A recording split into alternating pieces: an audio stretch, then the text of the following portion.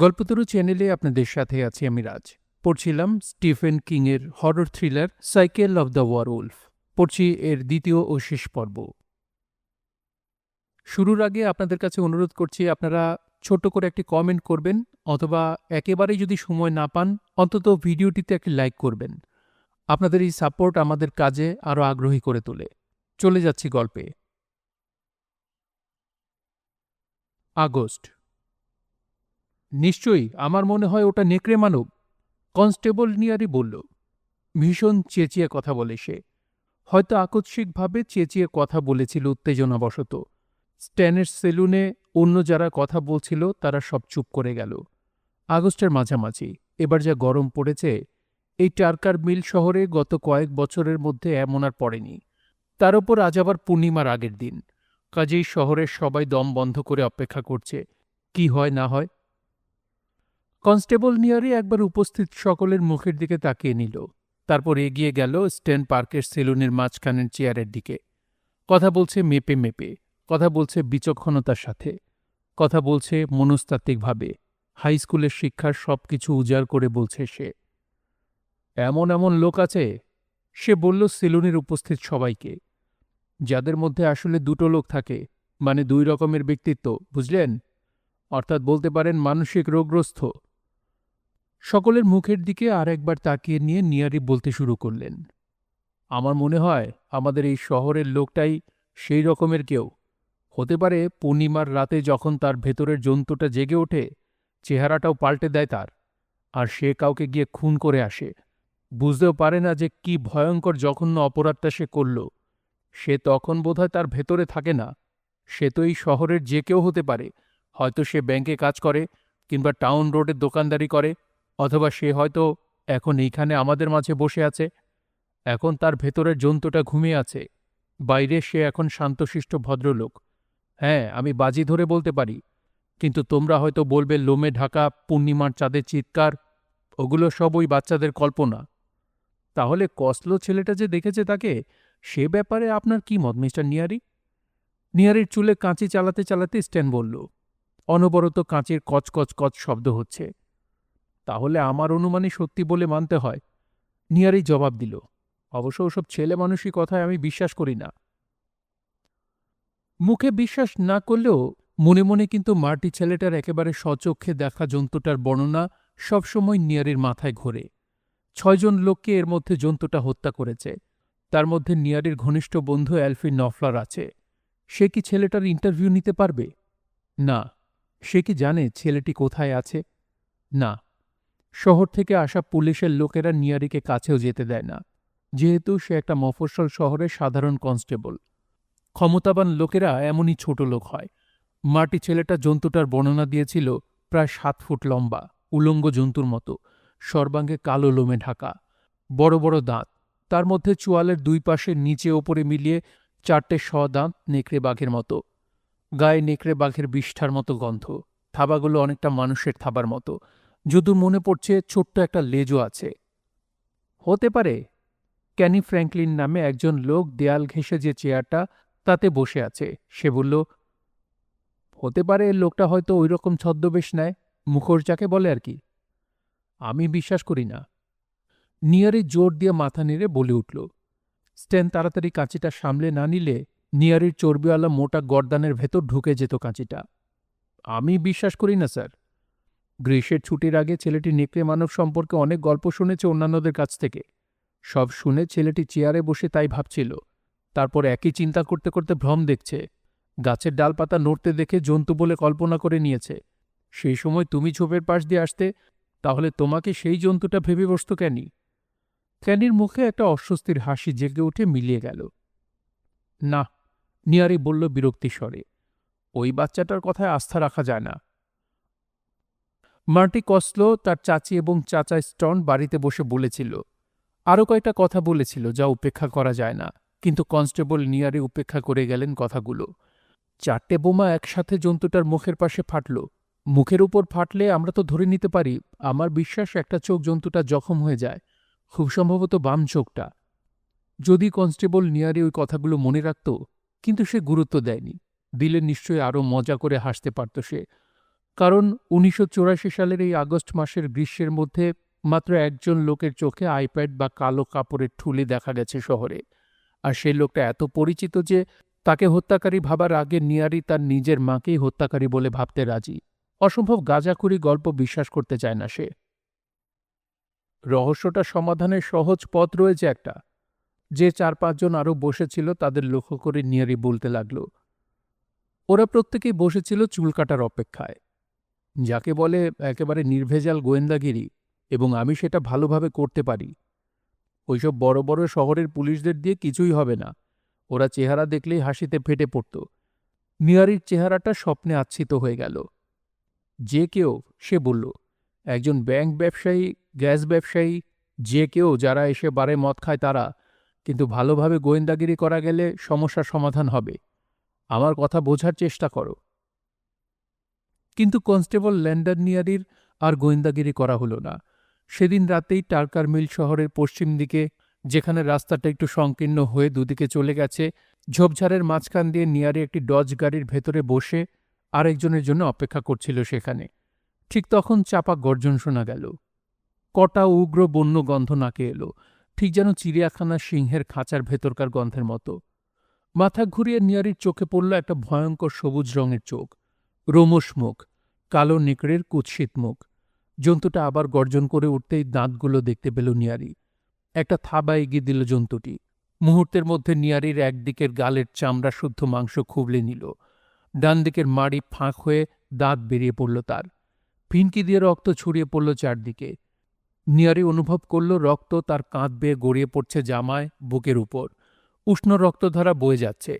চিৎকার দিয়ে উঠল মুখ দিয়ে, গালের হা করা ফাঁক দিয়ে।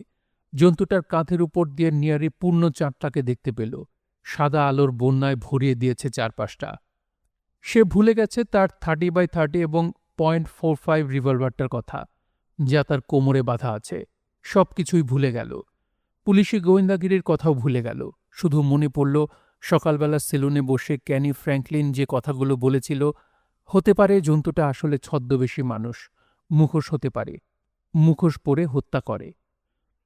জন্তুটা যেইমাত্র নিয়ারির গলার দিকে তার ভয়ঙ্কর থাবা বাড়িয়ে দিয়েছে, তখনই নিয়ারিও জন্তুটার মুখ খামচে ধরল এক হাত দিয়ে, আর মুখোশ ভেবে গায়ের জোরে টান দিল। মনে মনে বলল, এইবার তোমার মুখোশটা খুলে যাবে ইলাস্টিকের মতো। পরপর করে ছেঁড়ার শব্দ হবে এবং তারপরে খুনির চেহারা দেখতে পাবে। কিন্তু না, কিছুই ঘটল না। শুধু জন্তুটা যন্ত্রণা এবং রাগে কান ফাটানো গর্জন করে উঠল। বড় বড় নখলা থাবা দিয়ে প্রচণ্ডভাবে আঘাত করল। ঠিক মানুষের থাবার মতোই দেখতে জন্তুর হাতটা। ছেলেটি ঠিকই বলেছিল, থাবার আঘাতে নিয়ারির গলাটা ফাঁক হয়ে গেছে। রক্তে ভেসে গেল গাড়ির সামনের কাচ, ড্যাশবোর্ডের ওপরটা। নিয়ারি 2 উরুর মাঝখানে বিয়ারের বোতলটা খাড়া করে রেখেছিল। এখন সেই বোতলটাও রক্তে ভেসে গেছে। জন্তুটা অন্য হাতের থাবা দিয়ে নিয়ারির মাথার চুলের ঝুঁটি ধরে একটানে প্রায় অর্ধেকটা দেহ গাড়ির জানলা দিয়ে বাইরে টেনে আনল। তারপর যেন বিজয়ীর মতো প্রচণ্ড জোরে হুঙ্কার দিয়ে উঠল। পরক্ষণেই তার মুখটা নিয়ে নিয়ারির গর্দানে কামড় বসিয়ে দিল। রক্ত খেতে লাগল। ঠিক তখনই বিয়ারের বোতলটা কাত হয়ে পড়ে গিয়ে বকবক শব্দ করতে করতে রাশি রাশি ফেনা তুলে গাড়ির মেঝেটা ভরিয়ে দিতে লাগল। নিয়ারি আর কখনো ভ্রম বলবে না। নিয়ারির আর গোয়েন্দাগিরি করা হবে না এই জীবনে। সেপ্টেম্বর।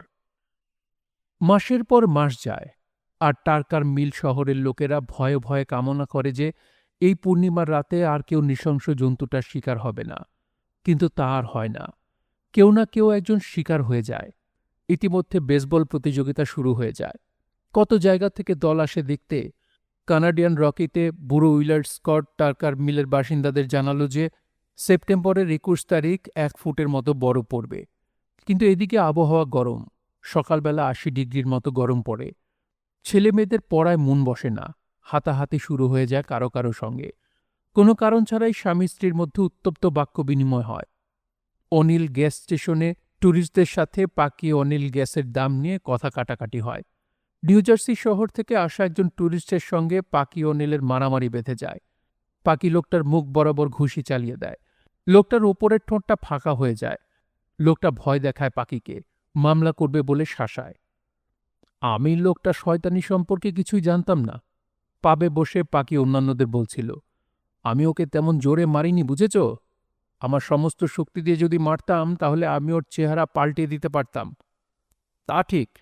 বিল রবার্টস পাখির মন মেজাজ বুঝে বলল। না বললে পাখি হয়তো ওকেও মেরে বসত। আরেক বোতল বিয়ার হবে নাকি পাখি? নাও একটা খাই, পাখি বলল। মিন স্টর্মফুলার তার স্ত্রীকে হাসপাতালে নিয়ে এলো। কারণটা খুবই সামান্য। মিন দেখে প্লেটে তখনও সকালের ডিমের কুসুমের হলদে দাগ রয়ে গেছে। সেই প্লেটেই দুপুরের খাবার দেয় তার স্ত্রী। পাখি অনিল যেমন বলেছিল ঠিক তেমনই মিন তার সর্বশক্তি দিয়ে ঘুষি মারে। পেতনির বাচ্চা, সে বলল ডোনাল্ডির দিকে তাকিয়ে। ডোনা তখন রান্নাঘরের মেঝেতে পড়ে আছে রক্তাক্ত অবস্থায়। নাক পেটে রক্ত ঝরছে, মাথার পেছনে আঘাত পেয়েছে, সেখান দিয়েও রক্ত পড়ছে। আমার মা সবসময় ঝকঝকে প্লেটে খেতে দিত এবং তার কোনো ডিশওয়াশার ছিল না। ব্যাপার কি তোমার? পরে পোর্টল্যান্ড জেনারেল হাসপাতালের এমার্জেন্সিতে মিন ডাক্তারকে বলে ডোনাল্ডি সিঁড়ি থেকে পড়ে গিয়ে এই বিপত্তি ঘটিয়েছে। ডোনাল্ডি গত ৯ বছর ধরে তার স্বামীর ভয়ে তটস্থ। সেও স্বামীর কথায় সায় দিল মাথা নেড়ে। পূর্ণিমার রাতে ৭টার সময় শহরের উপর দিয়ে ঠান্ডা বাতাস বয়ে গেল। প্রথম ঠান্ডা বাতাস বয়ে গেল লম্বা গ্রীষ্মের পর। আকাশে পূর্ণ চাঁদ মেঘের সাথে লুকোচুরি খেলছে। একবার মেঘের আড়ালে লুকায়, একটু পরেই আবার বেরিয়ে আসে চাঁদ। বেরিয়ে এসে আলোর বন্যায় ভাসিয়ে দেয় পৃথিবীকে। টার্কার মিল শহর থেকে ২০ মাইল দূরের নদীতে জোয়ার আসে, আর এদিকে শহরের মধ্যে সেই ভয়ঙ্কর জন্তুটার খেলা শুরু হয়। রাত ২টো হবে তখন। হঠাৎ প্রাণফাটা আর্তনাদ শুরু হল। শহর থেকে ১২ মাইল দূরে ওয়েস্টেজ রোডে এলমার জিনেমার এবং তার স্ত্রী থাকে। বিশাল এক শুয়োরের খোঁয়ার আছে। এলমার পাজামা আর স্লিপারটা পায়ে লাগিয়ে রাইফেলটা তুলে নিতে গেল। ১৯৪৭ সালে এলমার বিয়ে করেছিল। তার স্ত্রীর বয়স ছিল তখন ১৬। দেখতে বেশ সুন্দরী। তার স্ত্রী প্রায় ঝাঁপিয়ে পড়ল তার গায়ে। মিনতি করতে লাগল, অনুরোধ করতে লাগল, তারপর শেষে কাঁদতে লাগল। কিছুতেই বাইরে যেতে দিতে চায় না তার স্বামীকে। এলমার ধাক্কা দিয়ে সরিয়ে দিল, রাইফেলটা তুলে নিল। সুরগুলো চিৎকার করছে না, যেন কাঁদছে, মুনিবকে ডাকছে, যেন একদল বাচ্চা মেয়ে ভয়ে আতঙ্কে আকুল কান্না কেঁদে তাদের মালিক প্রভুকে ডাকছে। এলমার স্থির থাকতে পারছে না। সে যাবেই, কোনো বাধাই তাকে আটকাতে পারবে না, বলল তার স্ত্রীকে। বলেই দরজার খিলে যেইমাত্র হাত রেখেছে সেইমাত্র ভয়ঙ্কর জন্তুটা যেন বিজয়ের মতো রক্ত পান করার স্বরে চিৎকার করে উঠল নিস্তব্ধ রাত কাঁপিয়ে। নেকড়ে মানবের চিৎকার এটা, কিন্তু তার চিৎকারের ভেতর মনুষ্য মনুষ্য ভাব থাকাতে ধপ করে বসে পড়ল এলমার। খিল থেকে হাত সরে গেছে তার। স্ত্রী অ্যালিস জিনেমানকে অনুমতি দিল তাকে ধরে শোয়ার ঘরে নিয়ে যাওয়ার জন্য। স্ত্রী কাঁধে হাত রেখে এগিয়ে গেল। একটি সোফায় বসে রইল ভয়ার্ত বাচ্চাদের মতো দুজনেই। এখন শুয়োরগুলোর প্রাণঘাতী চিৎকার আসছে থেমে থেমে। একসময় থেমে গেল সব। একটা, দুটো, তিনটে আওয়াজ হতে হতে হঠাৎ সব চুপচাপ হয়ে গেল। শেষ দিকে শুয়োরগুলোর গলার আওয়াজ কেমন ঘর ঘর শব্দের মতো শোনা গেল। তখন জন্তুটা আবার চিৎকার করে উঠল। তার চিৎকারে যেন আকাশের চাঁদ কেঁপে উঠল। এলমার উঠে গিয়ে জানলায় দাঁড়াল এবং কিছু একটা দেখল। কি দেখল তা বলতে পারবে না সে। একটা বিশাল অশুভ ছায়া। দূর বনের গভীর অন্ধকারে হারিয়ে গেল সেটা। এরপর বৃষ্টি এলো। বৃষ্টির ধারা আছড়ে পড়তে লাগল এলমারদের জানলার ওপর। এলমার এবং এলিস জড়সড় হয়ে বিছানার উপর বসে আছে। শোয়ার ঘরে সবকটা আলো জ্বালানো। বৃষ্টির পানির সাথে ঠান্ডার স্রোত বইছে, শেষ শরতের শীতল ধারা। কালকেই দেখা যাবে গাছের শুকনো ডালে ডালে সবুজ পাতার কুঁড়িটা ফুটতে আরম্ভ করেছে। এলমার মনে মনে যে আশঙ্কা করেছিল সেই ভয়ঙ্কর দৃশ্যই তাকে দেখতে হল খোঁয়ারে। ধ্বংসের তাণ্ডবলীলা। তার ৯টা শুয়োরই এবং ২টো শুয়োর সবকটাই শেষ। ছিন্ন ভিন্ন এবং আধা খাওয়া। কাদায় লেপ্টে পড়ে আছে সবকটা। তার ওপর কাল রাতের বৃষ্টির পানিতে কাদায় নারকীয় অবস্থা। মৃত জীবগুলোর বেরিয়ে আসা চোখগুলো সব শেষ শরতের হিম আকাশের দিকে তাকিয়ে আছে স্থির। এলমার তার ভাই পিটকে ডেকে পাঠাল। পিট পাশের শহর সিমোটে থাকে। দুই ভাই পাশাপাশি দাঁড়িয়ে তাকিয়ে রইল। দুজনের কেউ অনেকক্ষণ ধরে কথা বলল না। একসময় এলমার কথা বলে উঠল, ইন্স্যুরেন্স থেকে কিছু টাকা হয়তো পাওয়া যাবে। সব নয়, একটা কিছু তো করতে হয়। তবুও ভালো এবার শুয়োর জন্তুটার খপ্পরে পড়েছে, কোনো মানুষ ওর খপ্পরে পড়েনি। পিট মাথা নাড়ল। যথেষ্ট হয়েছে, সে বলল। ফিসফিস করে কথাগুলো বলল। বৃষ্টির কারণে শোনা যায় না স্পষ্ট। কি বলতে চাও কি বলতে চাও তুমি? তুমি ভালো করেই জানো আমি কি বলতে চাইছি। এর পরের পূর্ণিমায় হয়তো যাবে 40 জন মানুষ, অথবা 60 জন, 160 জন। এখনো যদি আমরা না দেখা, না শোনার ভান করেই থাকতে চাই, তাহলে তো সকলকেই শেষ হয়ে যেতে হবে। অথচ ব্যাপারটা স্পষ্ট বোঝা যাচ্ছে। এই দিকে তাকিয়ে দেখো, ঈশ্বরের দোহাই। পিট মাটির দিকে আঙুল দিয়ে দেখালো। শুয়োরগুলোর মৃতদেহের আশপাশে নরম মাটিতে পায়ের ছাপ স্পষ্ট, নেকড়ের পায়ের ছাপের মতো, কিন্তু ওরা এখনো মানুষ খুঁজে বেড়াচ্ছে। বোকার দল। তুমি কি ওই পায়ের ছাপগুলো দেখেছ? হ্যাঁ, দেখেছি ওগুলো, এলমার বলল। তোমার ধারণা সুইট বেটসি পাইক থেকে এসে ওই ছাপগুলো দিয়ে গেছে? না, আমি তা বলছি না। নেকড়ে মানবের পায়ের ছাপগুলো, পিট বলল। একবার ভেবে দেখো, এলিস জানে, শহরের প্রায় সকল লোক জানে, এমনকি আমিও জানি, অথচ আমি এসেছি পাশের শহর থেকে। ভাইয়ার মুখের দিকে তাকালো পিট। চেহারায় কঠোরতার ছাপ, ১৬৫০ সালের নিউ ইংল্যান্ডের পুরিসিয়ান বংশের চেহারার ছাপ। আবার বলল সে, যথেষ্ট সহ্য করা হয়েছে, এবারে শেষ দেখতে চাই। এলমার অনেকক্ষণ ধরে ভাবছিল। বৃষ্টি টুপির কিনারায় পড়ছিল টুপটুপ করে, বর্ষাতির ওপর পড়ছিল ঝরঝর করে। একসময় বলল, আমারও তাই মনে হয়, তবে ঠিক আগামী পূর্ণিমাতে হয়তো সম্ভব নয়। তুমি কি নভেম্বর মাস পর্যন্ত অপেক্ষা করতে চাও নাকি? এলমার মাথা নাড়ল। কারণ সেই সময় বনের গাছপালার পাতা সব শুকিয়ে যাবে, ট্র্যাক করতে সুবিধা হবে, যদি হালকা বরফ পড়ে। পরের মাসে কেন নয়? এলমার জিনেম্যান একবার তার হতভাগ্য শুয়োরগুলোর ছিন্ন ভিন্ন দেহগুলোর দিকে তাকিয়ে দেখল। তারপর তাকালো ভাই পিটের দিকে। লোকে সতর্ক থাকলেই ভালো, সে বলল। অক্টোবর। মার্টি কসলো আবার বাড়িতে ফিরে এলো। হ্যালোইন রাত্রে ব্যাটারি চালিত হুইল চেয়ারে করে সোজা চলে গেল বিছানায়। অর্ধচন্দ্র আকাশে না ওঠা পর্যন্ত শুয়ে রইল বিছানায়। আকাশে তারাগুলো ডায়মন্ডের মতো ঝিকমিক করছে। বাইরের বারান্দায়, যেখানে ৪ঠা জুলাইতে বাজি পোড়ানোর ফলে তার জীবন বেঁচে গিয়েছিল, সেখানে ঠান্ডা বাতাস বয়ে যাচ্ছে। গাছের পাতা নড়ছে বাতাসের ঝাপটায়। অক্টোবর মাসের পূর্ণিমার রাতটা এবার নির্বিঘ্নেই কেটে গেছে।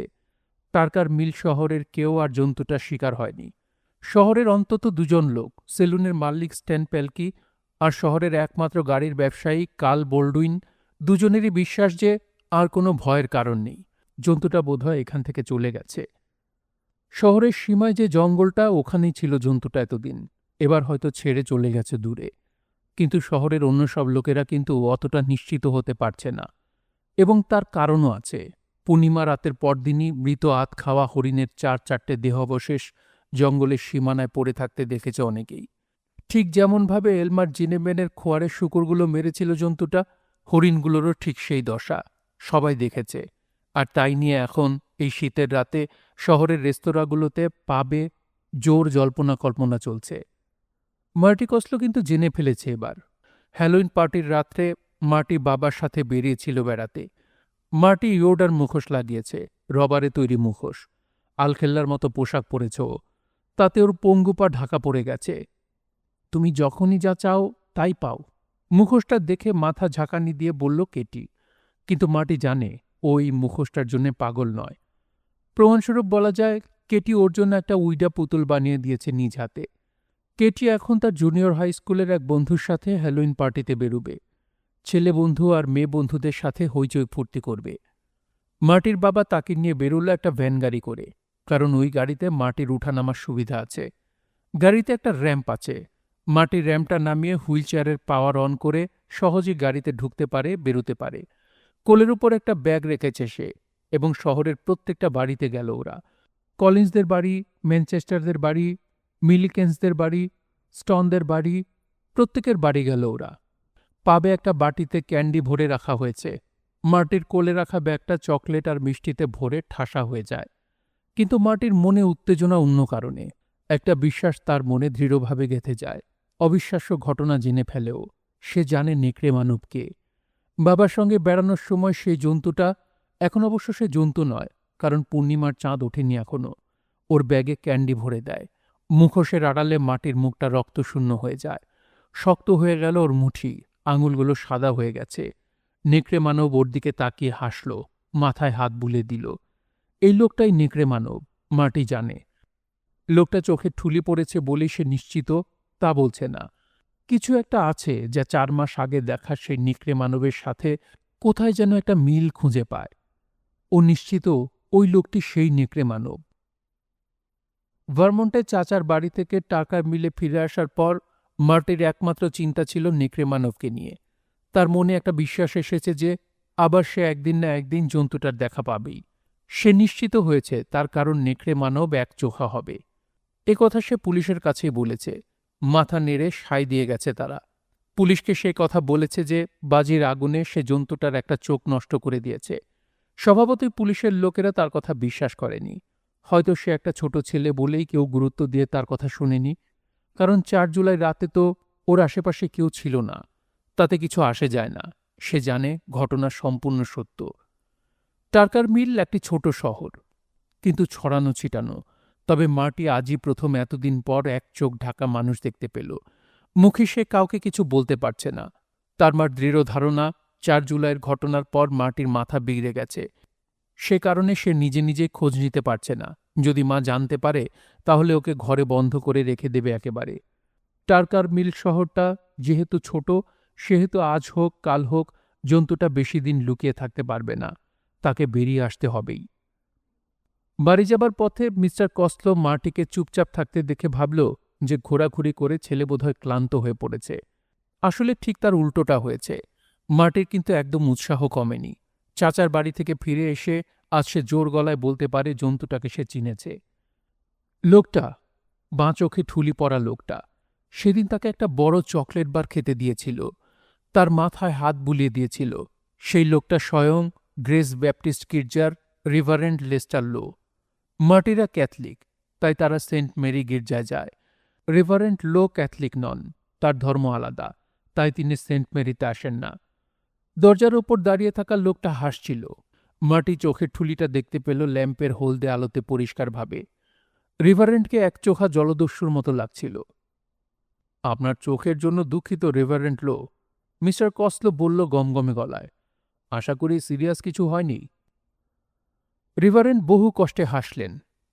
আসলে তিনি বললেন, আমার চোখটা গেছে, টিউমার হয়েছিল। টিউমারটি বের করার জন্য চোখটা তুলতে হয়েছে। সবই ঈশ্বরের ইচ্ছা, এবং তিনি ভালো করে দেবেন। মার্টির মাথার মুখোশে হাত দিয়ে চাপড় মারলেন আবার, এবং বললেন যে আমাদের একসময় না একসময়ে দুঃখ কষ্ট পেতেই হবে। রাতে বিছানায় শুয়ে অক্টোবর মাসের শীতল বাতাস বয়ে যাবার শব্দ, গাছের শেষ পাতা ঝরার শব্দ শুনল সে। জানালা দিয়ে খালি তারা ভরা অর্ধ চন্দ্রালোকিত আকাশ দেখতে দেখতে মাটি ভাবছিল, প্রশ্নটা হল এবার ওই লোকটা কি করবে? মাটি এ প্রশ্নের উত্তর জানে না। তবে এটা ঠিক, সময় এলে সব জানা যাবে। ভাবতে ভাবতে গভীর ঘুমে তলিয়ে পড়ল এক সময়। স্বপ্নহীন ঘুম। টার্কার মিল শহরের ওপর দিয়ে গভীর রাতের বাতাস বয়ে যাচ্ছে, যেন অক্টোবর মাসের সব মুছে দিয়ে নভেম্বর মাসের প্রচণ্ডতম ঠান্ডা বাতাসের আগমন বার্তা ঘোষণা করতে লাগল। নভেম্বর। জ্বলন্ত সিগারেট শেষ হয়ে আসার মতো জাঁকালো শীতের মাস। কঠিন রুক্ষ নভেম্বর মাস এসে পড়ল অবশেষে টার্কার মিল শহরের ওপরে। প্রধান রাজপথে এক অদ্ভুত দৃশ্য। রেভারেন্ড লেস্টার লো তার ব্যাপটিস্ট গির্জার দরজায় দাঁড়িয়ে তা দেখছিলেন। তিনি চিঠিবাক্স থেকে চিঠি সংগ্রহ করতে বেরিয়েছিলেন। দলে দলে লোক যেন শহর ছেড়ে চলে যাচ্ছে। দেখলেন নানা ধরনের গাড়ির মিছিল চলেছে শহর ছেড়ে। আসল ব্যাপারটা তা নয়, শহর ছেড়ে যাচ্ছে না কেউই। প্রচণ্ড তুষারপাতের সময় তো এগিয়ে আসছে, এ সময় কেউ বাইরে যায় না। ফ্লোরিডা হোক আর ক্যালিফোর্নিয়ার সোনালি বেলাভূমি হোক, আসলে আজ নিয়ে এই 4 দিন এলমার আর তার ভাই পিটের নেতৃত্বে আরও অনেকে শিকার এবং আমোদ ফুর্তি করার জন্য পাশের জঙ্গলে যাচ্ছে। এই শীতের সময় জঙ্গলে আর কি থাকবে? পাখি শিকারের সিজন শেষ। হরিণ শিকারের সময় নয় এটা, কিন্তু নেকড়ে মানবের জন্য উপযুক্ত সময়। পূর্ণিমা এগিয়ে আসছে, তাই সবাই চলেছে বন্দুক, শিকারী কুকুর আর প্রচুর খাবার সঙ্গে নিয়ে। বাচ্চা, বুড়ো অথবা মহিলারা কেউ নেই। কেবল শক্ত সমর্থ পুরুষের দল চলেছে নেকড়ে মানব শিকার করতে। প্রায় মানুষই, রেভারেন্ড লো ভাবছিলেন, প্রায় সকলেই যাচ্ছে একটা ফুর্তির মেজাজে। পাখি শিকার ছাড়া কিছুই করবে না। এখনই সময় জঙ্গলে যাওয়ার। বিয়ার খাও আর ফুর্তি করো, এবং কাক, কাঠবিড়ালি শিকার করো। ওরাই আসল জন্তু, লো ভাবল। অজান্তে হাত উঠে গেল চোখের ঠুলিতে, যা তিনি সেই জুলাই থেকে পড়ছেন। কেউ একজন কাউকে গুলি করবে হয়তো। ওরা ভাগ্যবান, এখনও তা ঘটেনি। হর্ন বাজাতে বাজাতে শেষ ট্রাক চলে গেল টার্কার মিল শহর ছাড়িয়ে। কুকুরগুলো ঘেউ ঘেউ করছে। হ্যাঁ, কিছু মানুষ আছে পাখি শিকারের ধান্দায়, কিন্তু এলমার এবং পিটজিনিম্যান একদম সিরিয়াস। যদি সেই জন্তুটা মানুষ হোক আর জন্তু হোক, অথবা অন্য কিছু হোক, শিকার করতে বেরো এই মাসে, তাহলে শিকারী কুকুরগুলো ঠিক তার গন্ধ পেয়ে যাবে। রিভারেন্ট লো সেদিন সেলুনে এলমারের কথাগুলো শুনেছেন সপ্তাহ 2 আগে। এলমার বলেছিল, জন্তুটা যদি, অথচ সে বেরুতে না সাহস করে, তাহলে এই মাসে অন্তত একটা মানুষের জীবন বেঁচে যাবে, অন্তত খোয়ারের জীবগুলো তো বাঁচবে। হ্যাঁ, এটা ঠিক, তাদের ভেতর হয়তো 1 ডজন কিংবা 2 ডজন অনেকেই চায় জন্তুটা মরুক, কিন্তু তাই বলে রেভারেন্ট লোর মাথায় নতুন একটা চিন্তা ঢুকে গেল তা নয়। চিন্তাটা অন্য জায়গায়। কয়েকদিন যাবৎ তার নামে কতগুলো অদ্ভুত ধরনের চিরকুট আসতে আরম্ভ করেছে। 2 লাইনের বেশি লেখা থাকে না। হাতের লেখা দেখলে বোঝা যায় বাচ্চা হাতের লেখা, বেশ কষ্ট করে লেখা, কয়েকটা বানানো ভুল থাকে। আজকের যে চিঠিগুলো এসেছে তিনি দেখলেন একটা চিঠি তেমনই বাচ্চা ছেলের হাতের লেখা, নাম ঠিকানা ঠিক আছে, দি রেভারেন্ট লো, ব্যাপটিস্ট গির্জা, টার্কার মিল, মেইন 04491। চিঠিগুলো পাওয়ার পর থেকে তার ভেতরে অদ্ভুত অস্বস্তির সৃষ্টি হয়েছে। কেমন যেন একটা ফাঁদে পড়ে গেছেন। ঠিক যেমন একটা শেয়ালকে কয়েকটা শিকারী কুকুর তাড়াতে তাড়াতে একসময় চারদিক থেকে ঘিরে ফেলে, আর শেয়ালটা বোঝে যে তার আর পালাবার কোনো পথ নেই, এবার কুকুরগুলো তাকে ছিঁড়ে খুঁড়ে খাবে, ঠিক তেমন অনুভূতি হয়েছে তাঁর। রেভারেন্ট দরজা বন্ধ করে দিলেন শক্ত করে। তার বৈঠকখানায় এসে বসলেন। বড় গ্র্যান্ডফাদার ঘড়িটা টিকটিক শব্দ করছে শুনলেন। ধর্মীয় চিঠি এবং সার্কুলারগুলো টেবিলের একপাশে সরিয়ে রাখলেন। মিসেস মিলার সপ্তাহে 2 বার ওগুলো টেবিল থেকে সরিয়ে রেখে পরিষ্কার করে। নতুন চিঠিটা খুললেন তিনি। অন্য সব চিঠির মতো কোনো সম্বোধন নেই, স্বাক্ষর নেই। স্কুলের খাতা ছিঁড়ে নেওয়া কাগজে চিঠিটা লেখা হয়েছে। তাতে মাঝখানে কেবল লেখা আছে, তুমি আত্মহত্যা করছো না কেন? রেভারেন্ট লো একটা হাত কপালে রাখলেন। শিরাগুলো দপদপ করছে। অন্য হাত দিয়ে চিঠিটা দুমড়ে মুচড়ে দলা পাকিয়ে ফেলে দিলেন টেবিলের মাঝখানে রাখা ছাইদানিতে। রেভারেন্ট লো বৈঠকখানায় সবকিছুই রাখেন, এবং যারা মাঝে মাঝে আসে তারা সিগারেট খায়। দেশলাই বের করলেন অ্যাট হোম লেখা সোয়েটারের পকেট থেকে। ছাইদানিতে রাখা চিঠিতে আগুন ধরিয়ে দিলেন। তিনি দেখতে লাগলেন চিঠি পুড়ছে। রেভারেন্ট লো 2টো ঘটনার পর নিজেই বুঝতে পারছিলেন, সেই মে মাসের রাতের ভয়ানক দুঃস্বপ্নটা দেখার পর। রবিবারের প্রার্থনার সভায় হঠাৎ তিনি যেন সমবেত মানুষদের প্রত্যেককেই চোখের সামনে দেখতে পেলেন যে তারা একে একে সবাই নেকড়ে হয়ে যাচ্ছে। ক্লাইড কর্সিলের তালগোল পাকানো শরীর দেখেই তার মনের ভেতর তোলপাড় করতে লাগল। মনে হল কিছু একটা হয়েছে তার, একটা গোলমাল হয়েছে তার ভেতরে। ইদানিং তিনি লক্ষ্য করছেন যেন শুক্লপক্ষ চাঁদ যখন পূর্ণিমাতে রূপ নেয়, ক্রমশ ঠিক সেই সময় সকালে ঘুম ভাঙার পর তিনি অনুভব করেন যেন তার শরীরে যৌবনকালের শক্তি ফিরে এসেছে। শরীরটা ভালো লাগে, বলবান, মহাশক্তিশালী মানুষের মতো হয়ে যান। আবার কৃষ্ণপক্ষ পড়ে গেলেই তার শক্তি কমতে কমতে একেবারে বর্তমানের মতো অবস্থায় ফিরে আসে, যতক্ষণ পর্যন্ত না আবার পূর্ণিমার চাঁদ ওঠে। স্বপ্ন এবং কর্লিসের মৃত্যুর পরও অন্য একটা ব্যাপার তিনি এড়িয়ে গেছেন। নতুন করে ভাবতে তাঁকে বাধ্য করে। তাঁর পরনের জামা প্যান্ট ছেঁড়া খোড়া, কাদা মাখানো, শরীরে নানা জায়গায় কাটা ছেঁড়া, কিন্তু তাতে তার কোনো ব্যথা হয় না শরীর কাটা ছেঁড়ার কারণে। সহজেই তিনি ভুলে যান ব্যাপারটা। এমনকি তার মুখে ঠোঁটে রক্ত লেগে থাকে, তাও তিনি এড়িয়ে গেছেন এতদিন। তারপর 5 জুলাই দ্বিতীয় ধাপ সংক্ষেপে বললে দাঁড়ায়, ভোরবেলা ঘুম থেকে উঠে দেখলেন যে তার একটা চোখ নেই। শরীরের অন্যান্য জায়গায় কাটা ছেঁড়ার মতোই কোনো ব্যথা বোধ নেই তার অবশ্য, কিন্তু বাঁ চোখের কোটরটা হাহা শূন্য। তখনই তিনি অস্বীকার করতে পারলেন না। স্পষ্ট বুঝতে পারলেন যে তিনি সেই নেকড়ে মানব, তিনিই সেই ভয়ঙ্কর জন্তু। গত 3 দিন ধরে তাঁর সেই পুরনো অনুভূতিটা হচ্ছে। শরীরের ভেতর একটা ভীষণ অস্থিরতা, যেন একটা আনন্দ অনুভব করছেন শরীরের ভেতর। আবার সে ফিরে আসছে, দৈহিক পরিবর্তন এগিয়ে আসছে দ্রুত পায়ে। আজ রাতেই তো পূর্ণিমার চাঁদ আকাশে দেখা দেবে। শিকারীরা কুকুর নিয়ে অভিযানে বেরুবে, তাতে কিছু যায় আসে না। ওদের চেয়ে তার সুবিধা বেশি। ওরা সব মুখে বলে নেকড়ে মানবের কথা, কিন্তু শুধু নেকড়ের কথা ভাবে, মানবের কথা নয়। ওরা সব পিকআপে চেপে যাবে শিকারে, তিনি যাবেন তার সিডান গাড়িতে চেপে।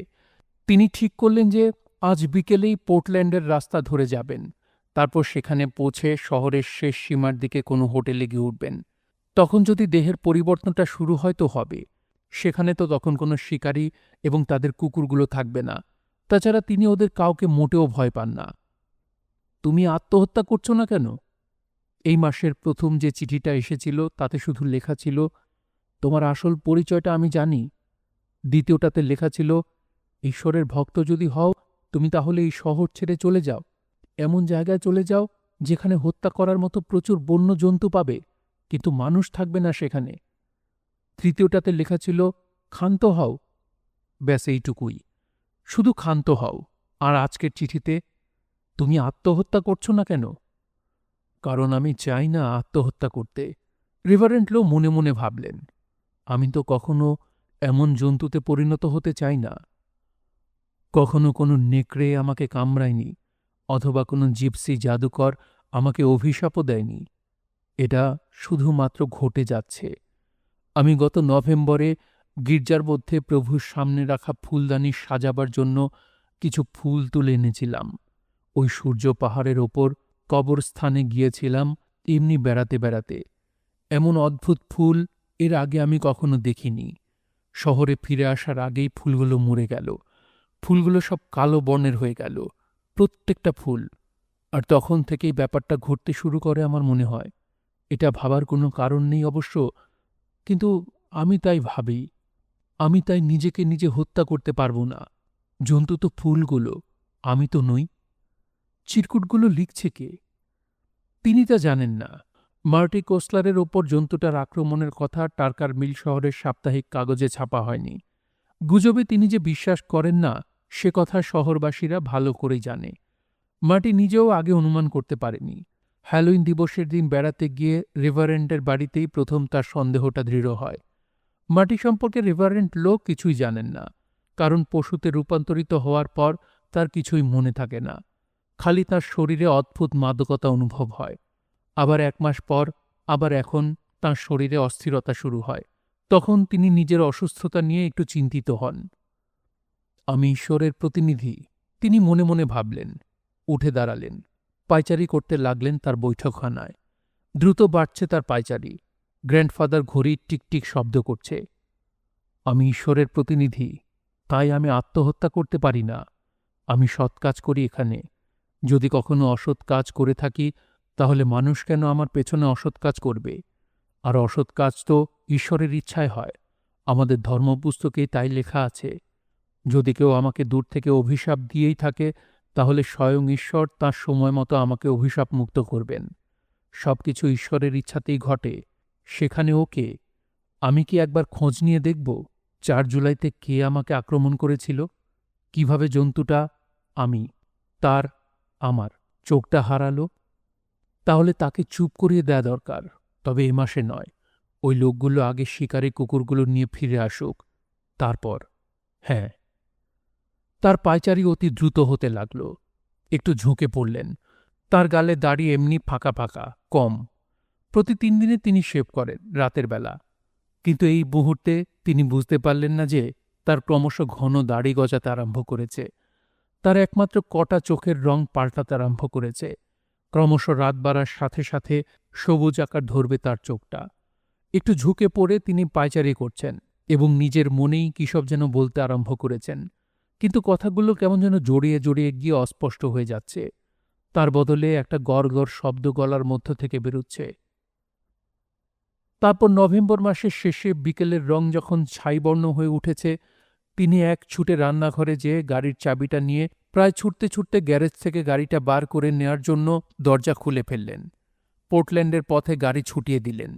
তার মুখে এক অদ্ভুত হাসি। চারিদিকে সন্ধ্যার আধার নেমে এলো একসময়। ঝিরিঝিরি বরফ পড়া শুরু হয়ে গেল। হেডলাইটের আলোতে সাদা ফুলের পাপড়ির মতো ঝরে পড়া বরফের নৃত্য দেখতে লাগলেন তিনি। আকাশে মেঘের আনাগোনা, কিন্তু অনুভবে তিনি বুঝতে পারলেন চাঁদ আকাশে দেখা দিয়েছে। তার শরীরে একটা অপার্থিব শক্তি সঞ্চার হচ্ছে। তার বুকটা ক্রমশ প্রসারিত হচ্ছে। তার পরনের শার্ট টাইট হতে হতে মনে হচ্ছে এবার ফেঁসে যাচ্ছে। রেডিওটা চালিয়ে দিলেন। রক অ্যান্ড রোল বাজছে। তার মনটা হঠাৎ খুশিতে ভরে উঠল, এবং সে রাতে যা ঘটল তাকে ঈশ্বরের ন্যায় বিচার বলবো, না বলবো যে ঈশ্বর এই ভরা পূর্ণিমার রাতে নাগরিকদের আশঙ্কা বা আকাঙ্ক্ষা নিয়ে একটু মজার খেলা খেললেন। রেভারেন্ড লো সবার অলক্ষ্যে এসে পৌঁছলেন পোর্টল্যান্ড শহরের একটি হোটেলে, যেখানে গাড়ি রাখবার সুবন্দোবস্ত আছে। এখানে সবার অলক্ষ্যে রেভারেন্টের দৈহিক রূপান্তর ঘটবে। সেদিন নভেম্বরের রাতে তার হাতে প্রাণ দিল টার্কার মিল শহরের সবচেয়ে জঘন্য ইতর চরিত্রের লোক মিন্ট স্টামফুলার। তার স্ত্রী ডোনাকে মিথ্যে কাজের কথা বলে রিতা টেনিসন নামে অন্য একজন মহিলাকে নিয়ে চুপচাপ এই পোর্টল্যান্ডের হোটেলে এসে উঠেছে। তার উদ্দেশ্য খারাপ ছিল, তাই ঈশ্বরের ন্যায় বিচারে তাকে প্রাণ বিসর্জন দিয়ে প্রায়শ্চিত্ত করতে হল। অথচ ডোনাল্ডি মিনকে বিয়ে করার পর অন্য কোনো পুরুষের দিকে চোখ তুলে তাকায়নি। পোর্টল্যান্ড থেকে ওয়েস্টব্রুক যাওয়ার রাস্তার সংযোগস্থলে দি ডিকটোড মোটেল। রেভারেন্ড লো এই হোটেলে আসার কিছু পরেই সবার অলক্ষ্যে রিতা টেনিসনের সঙ্গে মিন্ট স্টামফুলারও এখানেই একটা আলাদা ঘরে এসে উঠেছে। 10:15টার দিকে মিন্টের মনে পড়ল গাড়িতে বারবুন মদের বোতলটা রেখে এসেছে। এই পূর্ণিমা চাঁদের টার্কার মিল শহর থেকে সে অনেক দূরে, তাই নিজেকে মনে মনে ধন্যবাদ দিল মিন্ট। বোতলটা আনার জন্য সে বেরিয়ে এলো। ঠিক তখনই যেন সহসা বজ্রপাত হল মিন্টের ঘাড়ের ওপর। এক চোখো জন্তুটা বরফ ঢাকা 10 চাকার পিটার বিন্টে ছাদের ওপর থেকে ঝাঁপিয়ে পড়েছে তার ওপর। এক থাবায় ধড় থেকে মাথাটা আলাদা হয়ে গেল। ধড় এবং মাথা বিচ্ছিন্ন হওয়ার আগ মুহূর্তে মিন্ট জীবনে এই প্রথম এবং শেষবারের মতো নেকড়ে মানবের পৈশাচিক চিৎকার শুনতে পেল। ছিটকে গিয়ে মাথাটা গড়াতে গড়াতে পিটার বন্ডি গাড়ির নিচে চলে গেল। চোখ দুটো হাঁ করে খোলা, ফিনকি দিয়ে রক্ত ঝরছে মাথাহীন ঘাট থেকে। হাত থেকে বারবুনের বোতলটা পড়ে গেল রাস্তায়। নেকড়ে মানব তখন মুখ নামিয়ে মিন্টের মাথাহীন ঘাট থেকে ফোয়ারার মতো উপচে পড়া উষ্ণ রক্ত খেতে লাগল। পরদিন যথাসময়ে রেভারেন্ড লো টার্কার মিলে গির্জায় ফিরে গেলেন। মনটা আনন্দে ভরপুর। খবরের কাগজে দেখলেন রেভারেন্ড লো গতকাল রাতের হত্যাকাণ্ডের কথা ফলাও করে ছাপা হয়েছে। তিনি ভাবলেন তিনি ভালো মানুষ নন, তবে সবই ঈশ্বরের ইচ্ছায় ঘটছে মাত্র। এবং তারপর যে চিন্তাটা তাকে বিচলিত করে তুলল তা হল, কে এই বাচ্চা ছেলে যে তাকে চিরকুটটা পাঠাচ্ছে? জুলাই মাসের সেই রাতের মানুষটা কে? খুঁজে বের করতেই হবে তাকে। শহরে মানুষেরা যা বলাবলি করবে সেসব কথা কান দিয়ে শুনবেন এবার থেকে। চোখের ঠুলিটা ঠিকঠাক করলেন রেভারেন্ড লো। খবরের কাগজের অন্য জায়গায় চোখ রাখতে রাখতে তিনি ভাবলেন, সবই যখন ঈশ্বরের ইচ্ছায় ঘটছে, তাহলে ঈশ্বরের ইচ্ছায় তাকে খুঁজে বার করবই আমি। তারপর তাকে একদম চুপ করিয়ে দেব চিরতরে। ডিসেম্বর। নতুন বছর শুরু হতে আর মাত্র 15 মিনিট বাকি। মধ্যরাত হতে 15 মিনিট বাকি। টার্কার মিল শহরে পৃথিবীর আর সবখানের মতোই চলতি বছরটা শেষ হয়ে এলো প্রায়।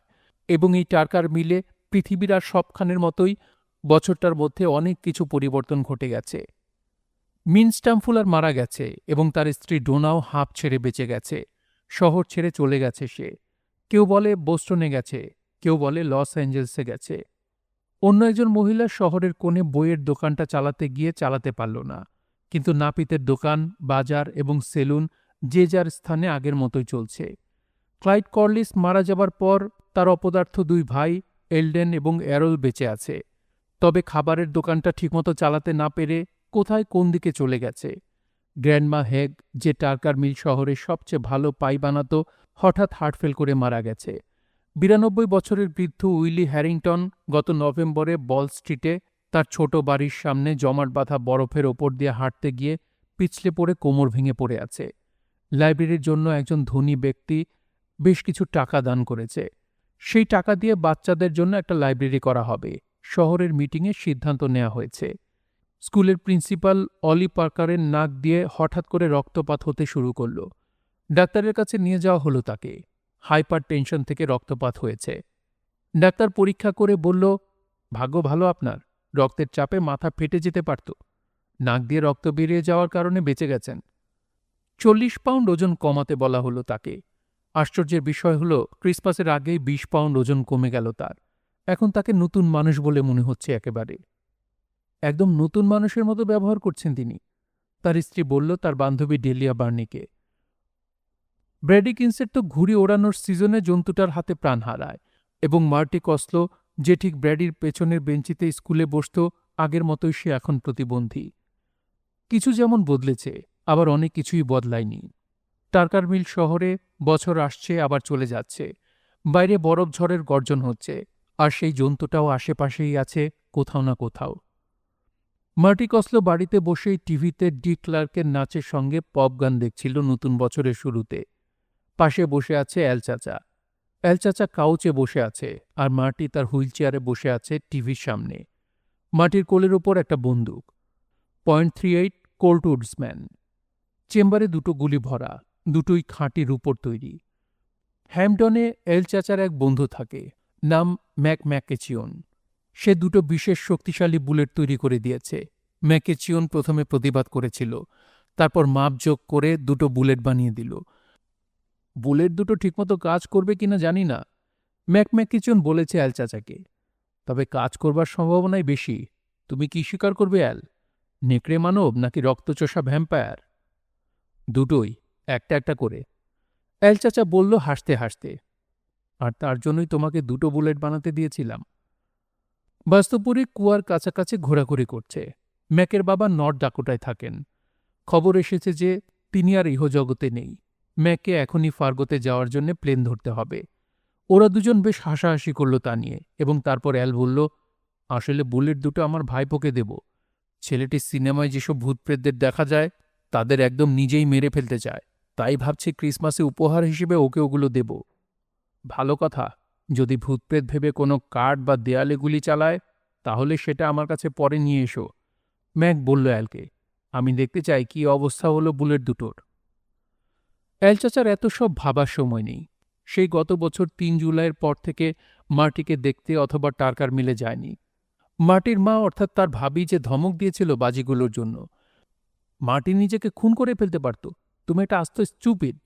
তুমি কি ভেবেছ নিজেকে ওই কাজটি করে? ফোনে ভাবি তাকে বেশ ধমক দিয়েছিল, কিন্তু ওই বাজিই তো ওকে বাঁচিয়ে দিয়েছে। অ্যাল শুরু করতে চাইছিল বলতে, কিন্তু ফোনের কানেকশন কেটে গেল বিকট শব্দে। প্রচণ্ড রেগে গেছে ভাবি। যখন ভাবি কিছু শুনতে চায় না তখন সে কিছুই শুনবে না। তারপর এই মাসের গোড়ার দিকে মার্টি ফোন করল তাকে। তুমি একবার এসো অ্যাল চাচা। মার্টি বলল, তুমি একমাত্র লোক যাকে আমি সব কিছু বলি। তোমাকে কিছু বলার আছে। আমি মার সাথে ডগ হাউসে আছি, অ্যাল উত্তর দিল। ব্যাপারটা খুবই জরুরি, মার্টি বলল। প্লিজ প্লিজ একবার এসো। তাই অ্যাল এসেছে। ভাবির রাগকে পরোয়া করে না সে। পরিষ্কার ঝকঝকে রৌদ্রালোকিত সকালে ভাবি তাকে ঠান্ডা চোখে দেখেছে, কিন্তু কিছু বলেনি। মার্টিকে নিয়ে নিজের স্পোর্টস কারে সাবধানে তাকে বসিয়ে বেড়াতে বেরিয়েছে। আগেরবারের মতো এবার আর জোরে গাড়ি চালাচ্ছে না, কিংবা হাসি ঠাট্টাও করছে না অ্যাল চাচা, বরং গম্ভীর মুখে মাটি যা বলছে তাই শুনছে। মাটি যেমন যেমন বলছে বাধা না দিয়ে গভীর মনোযোগের সাথে শুনে যাচ্ছে অ্যাল চাচা। মাটি সেদিনের কথা বলছিল, যেদিন অ্যাল চাচা তাকে বাজি উপহার দিয়েছিল, এবং কিভাবে ব্ল্যাক ক্যাট বোমাগুলো দিয়ে সে সেই জন্তুটার বাঁ চোখটা উড়িয়ে দিয়েছিল। তারপর হ্যালোইন পার্টিতে বাবার সঙ্গে বেড়াতে যাবার কথা বলল, এবং রেভারেন্ড লো সম্পর্কে বলল। তারপর সে বলল যে কিভাবে বেনামে সে রেভারেন্ড লোকে চিরকুট লিখতে শুরু করে। শেষ দুটো চিঠিতে পোর্টল্যান্ডে মিন স্টামকুলারের নৃশংস হত্যার পর সে নিজেই নাম সই করেছে, যেমন স্কুলে সে শিখেছিল, আপনার বিশ্বস্ত মার্টি কোসলো। ওই লোকটাকে তোমার চিঠিগুলো লেখা উচিত হয়নি, স্বনামেই হোক বা বেনামে। অ্যাল চাচা ধমক ঈশ্বরে বলল, ঈশ্বরের দোহাই মার্টি, তোমার তো ভুলও হতে পারে, এটা ভাবলে না কেন? ভুল হতে পারত, মার্টি বলল। সেজন্যেই শেষ দুটো চিঠিতে আমি নিজের নাম সই করেছি। জানতে চাও না যে চিঠি দুটো পাওয়ার পর রেভারেন্ড বাবাকে ডেকে বলেছে কিনা যে আমি তাকে আত্মহত্যা করতে কেন বলেছি, এবং অন্য একটা চিঠিতে কেন বলেছি যে আমরা সকলে আপনার ওপর নজর রাখছি? সে নিশ্চয়ই তা করেনি, অ্যাল চাচা জিজ্ঞেস করল, যদিও উত্তর অনুমান করতে পারছিল। না, মাটি শান্ত গলায় বলল, তিনি বাবার সঙ্গে কোনো কথা বলেননি, মার সঙ্গেও বলেননি, এমনকি আমার সাথেও কথা বলেননি। মাটি, ১০০টা কারণ থাকতে পারে, সেজন্য না, মাত্র একটাই কারণ। তিনি স্বয়ং নেকড়ে মানব, সেই ভয়ঙ্কর জন্তুটা। তিনি ছাড়া আর কেউ না, এবং তিনি পূর্ণিমার জন্য অপেক্ষা করছেন। রেভারেন্ট লো হিসেবে তিনি কিছুই করতে পারেন না, কিন্তু নেকড়ে মানব হিসেবে তিনি যা ইচ্ছা তাই করতে পারেন। তিনি আমাকে চিরদিনের জন্য চুপ করিয়ে দিতে পারেন। মাটির কথাগুলো শুনতে শুনতে এলের শির দ্বারা বেয়ে যেন ঠান্ডা স্রোত নেমে গেল। তাহলে আমার কাছ থেকে তুমি কি চাও? এল জিজ্ঞেস করল। মাটি বলছিল তখন, সে চায় দুটো সিলভার বুলেট যা অব্যর্থ, একটা বন্দুক, এবং এল চাচা যেন অবশ্যই এবার নতুন বছরের রাত্রে, যেদিন পূর্ণিমা, সেদিন অবশ্যই এখানে আসে। আমি ওসব দিতে পারবো না তোমাকে, এল চাচা বলেছিল। মাটি, তুমি খুব ভালো ছেলে, কিন্তু তুমি প্রতিবন্ধী। আমার মনে হয় হুইলচেয়ারে বসে থাকতে থাকতে একঘেয়েমিতে পেয়ে বসেছে তোমাকে। এত বড় ঝুঁকি নেওয়া যে ঠিক না, এটা একটু ভাবলেই তুমি বুঝতে পারবে। হয়তো, মাটি বলল, কিন্তু ভেবে দেখো, যখন তোমার কাছে নববর্ষের রাতে খবর পৌঁছাবে যে আমি বিছানায় মরে পড়ে আছি, দেহটা আমার চিবিয়ে চিবিয়ে কয়েক টুকরো করে ফেলেছে জন্তুটা, তখন তোমার বিবেক কি বলবে অ্যাল চাচা? উত্তর দিতে গিয়ে থেমে গেল অ্যাল। স্টিয়ারিং ঘুরিয়ে নতুন রাস্তায় পড়তেই মার্সিডিজ গাড়ির চাকার নিচে নতুন বরফ মর্মর শব্দ তুলল। বাড়ির দিকে গাড়ি চালিয়ে দিল এবার। অ্যাল ভিয়েতনামে যুদ্ধ করেছে বীরত্বের সাথে এবং মেডেলও পেয়েছে বেশ কয়েকটা। সে নিজেকে বেশ কয়েকজন মেয়ের তৈরি করা ফাঁদ থেকে বাঁচিয়ে ফিরে আসতে পেরেছে, কিন্তু এখন সে বুঝতে পারছে 10 বছর বয়সী ভাতিজার ফাঁদে বেশ ভালোভাবেই আটকা পড়ে গেছে। 10 বছর বয়সী প্রতিবন্ধী ভাতিজা, সে চায় না তার ভাতিজার মৃত্যু বা কোনো বিপদ। আর মার্টি জানে যে যদি এল চাচার মনে একটু সন্দেহ জেগে থাকে, তাহলে সে না করে থাকতে পারবে না। 4 দিন পর 10ই ডিসেম্বর এল চাচা ফোন করল, জানালো সে আসছে। শুভ সংবাদ, মার্টি হুইলচেয়ার চালিয়ে সবার সামনে যে বলল। এল চাচা নতুন বছরের রাতে আসছে এখানে? কক্ষনো না, তার আসার দরকার নেই। মা ঠান্ডা অথচ চেঁচিয়ে কথাগুলো বলল। মার্টি এতটুকু ঘাবড়ে গেল না। দুঃখিত মাম, আমি তাকে ইতিমধ্যে নিমন্ত্রণ করে ফেলেছি। সে বলল, চাচা বলেছে ফায়ার প্লেসের জন্য পার্টি পাউডার নিয়ে আসবে। এরপর সারাটা দিন মা কোনো কথা বলল না। মা ছেলেকে দেখে, ছেলে মাকে দেখে, কিন্তু মা তো আর এলের আশা বন্ধ করতে পারবে না। এটাই হলো আসল কথা। ওই দিন রাতে খাবার টেবিলে কেটি ফিসফিস করে মাটির কানে কানে বলল, তুমি যা চাও তাই পেয়ে যাও সবসময়, তার একমাত্র কারণ তুমি প্রতিবন্ধী। মাটি হেসে ফিসফিসিয়ে বলল, আমি তোমাকেও ভালোবাসি আপু। যা যা। কেটি অস্থিরভাবে দ্রুত উঠে চলে গেল। তারপর আজ নতুন বছর শুরু হওয়ার আগের রাত। মার্টির মা একরকম নিশ্চিন্ত হল যে শেষ পর্যন্ত অ্যাল আর আসবে না, বা আসতে পারবে না। বাইরে অঝরে বরফ পড়ছে, আর সনসন করে ভীষণ বেগে ঝড়ো বাতাস বইছে। সত্যি বলতে কি, মার্টির মাঝে মধ্যে কান্না পেয়ে যাচ্ছিল। কিন্তু অ্যাল চাচা 8টার দিকে এসে হাজির হল সত্যি সত্যি। নিজের মার্সিডিজে করে আসেনি, একটা জিপ ভাড়া করে নিয়ে এসেছে। রাত 11:30টার মধ্যে বাড়ির সবাই ঘুমিয়ে পড়ল, কেবল ওরা দুজন বসে। মাটি এই সময়টার অপেক্ষাতেই ছিল। অ্যাল চাচাও তাই। কোটের ভেতর থেকে একটা নয়, দুটো অস্ত্র বের করল অ্যাল। সবাই ঘুমোতে যাওয়ার পর দুটো সিলভার বুলেট সহ একটা বন্দুক মাটির হাতে তুলে দিল। মাটি বাকশক্তি হারিয়ে ফেলেছে। অন্য অস্ত্রটা অতি সাধারণ, কিন্তু অ্যাল ভাবছিল যদি জন্তুটা বা যে কেউ দরজা ভেঙে ঢোকার চেষ্টা করে আজ রাতে। অবশ্য সময় চলে যাচ্ছে কিন্তু কিছুই ঘটছে না, তাতে তার মনের সন্দেহ ক্রমশ দৃঢ়তর হচ্ছে। তাহলে এই .45 ম্যাগনাম রিভলভারটাই যথেষ্ট। এখন টিভিতে টাইম স্কোয়ারে অবস্থিত অ্যালাইড কেমিক্যাল দালানের ওপর ক্যামেরা চালিয়ে রেখেছে। ওই দালানের ওপর বিশাল বড় একটা আলোর বল রাখা আছে।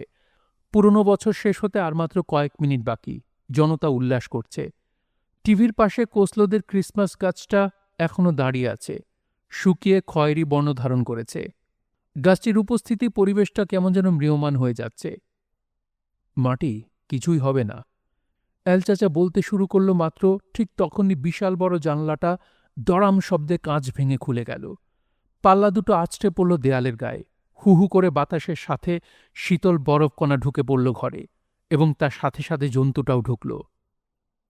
অ্যাল মুহূর্তের জন্য জমে গেল। আতঙ্ক এবং অবিশ্বাস তাকে হিম করে দিল।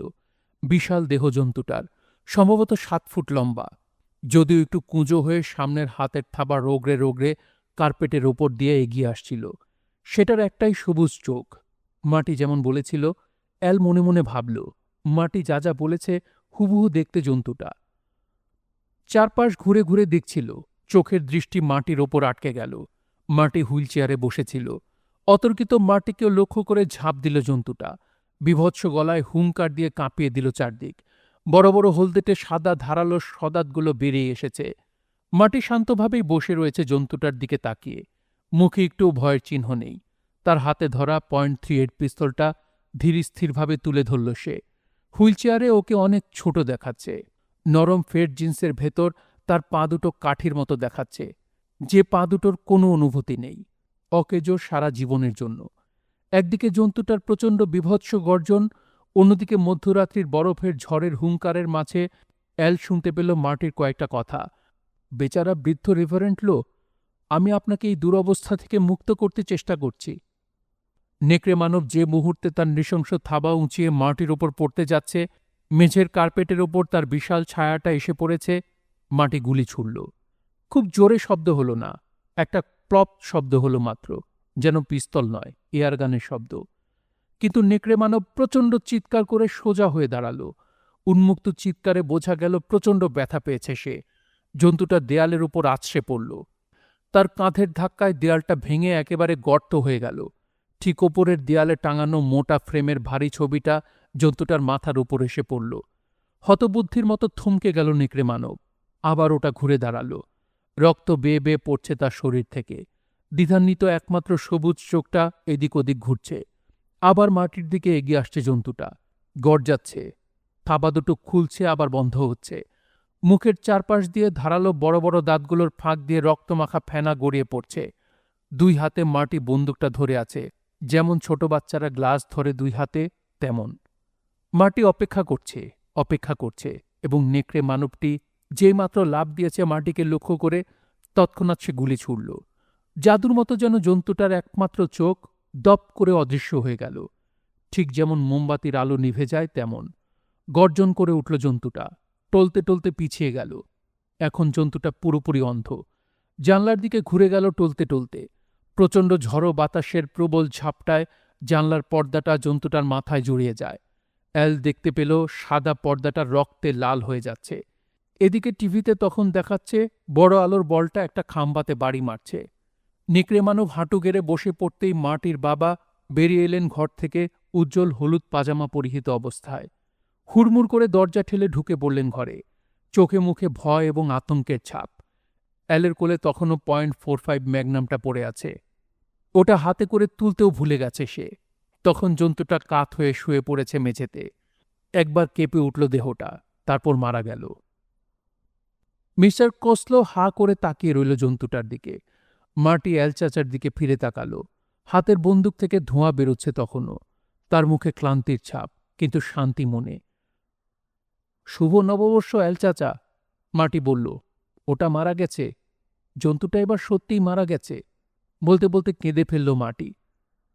মেঝেতে পড়ে থাকা মার্টির মা মিসেস কসলোর অমন সুন্দর সাদা পর্দাটা জড়ানো জন্তুটার দেহে একটা পরিবর্তন আসতে শুরু করেছে। জন্তুটার বিশাল দেহের সারা শরীরের লোমগুলো যেন আস্তে আস্তে কেমন বদলে যাচ্ছে। দাঁতালো মুখটা ক্রমশ ছোট হয়ে দাঁতগুলো ঠোঁটের আড়ালে চলে যাচ্ছে। থাবার লোমগুলো জাদুমন্ত্রের মতো আঙুলের নখে পরিণত হয়ে গেল, ঠিক যেমন মানুষের হাতের মতো হয়ে যাচ্ছে।